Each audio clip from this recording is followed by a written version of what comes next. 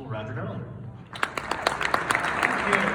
Well, once again, Scott, amazing moderation. Thank you for doing this. I have a question to those in the audience. The film lovers in the audience, I cannot think of anything more beautiful than listening to the rat-tat-tat cadence of Martin Scorsese.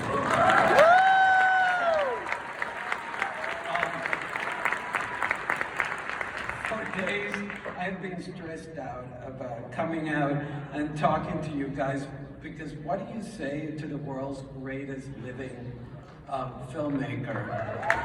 Let him keep... That he hasn't heard before.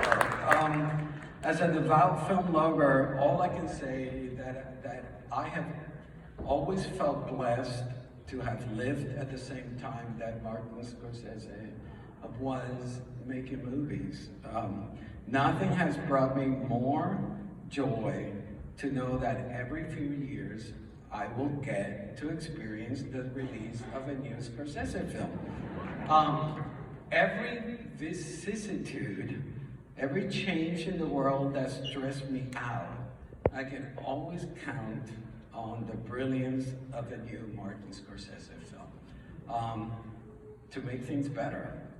Growing up in Panama, I was born in '63, and growing up in Panama as a young boy, I was able to convince my parents to take me to see films that some may consider advanced for a 10-year-old. But there I was in a humid movie house without air conditioning in 1973 watching Mean Streets and discovering the mind and artistry of Scorsese. I may not have understood everything that was happening, but there was so much joy in seeing what cinema was able to do and the brilliance of cinema. 3 years later, here comes Taxi Driver, and I went 5 days in a row to see Taxi Driver. And it was the best crash course in cinema I have ever had. Deconstructing and watching Travis Bickle, perhaps the most famous outcast on the big screen. Later I run and see Raging Bull and Goodfellas. By this time I knew him simply as Scorsese.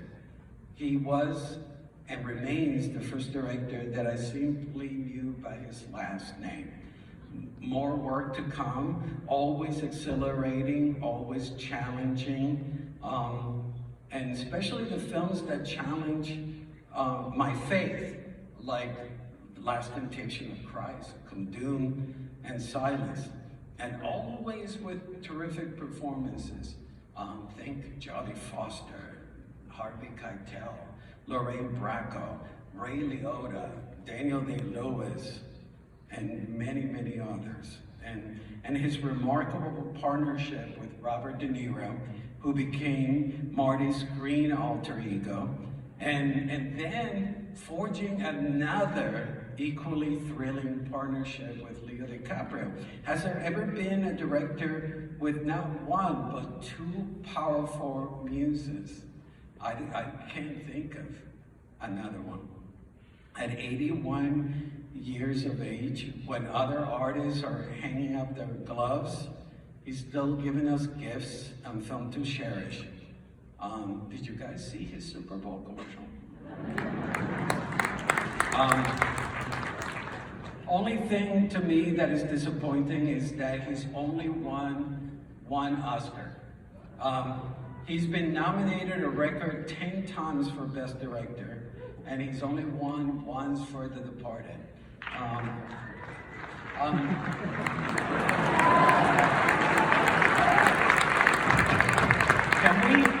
Can we rectify that, please? Please, Marty, I can't believe that I'm actually saying in front of you, Marty. You're Scorsese. Please keep making films for the fulfillment and nourishment to all of us, because our lives depend on it. It is my great honor to hand you this token of gratitude.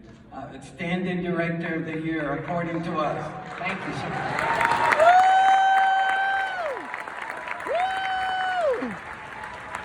Hang on, Marty! Woo!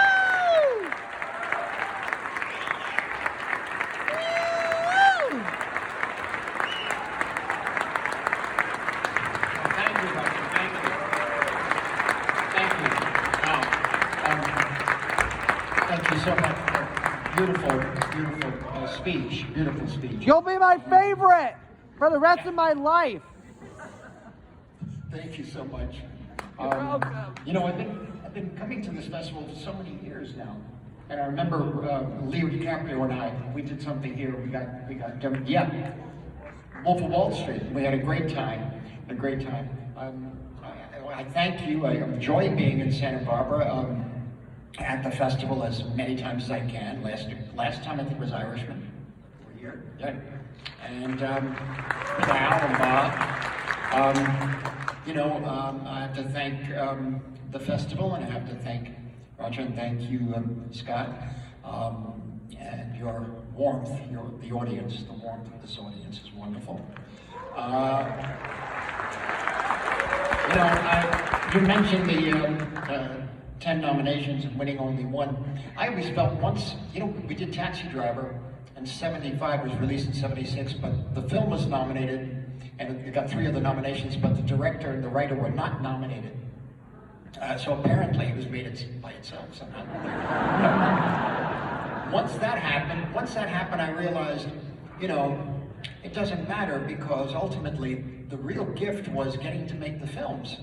You got to think of that.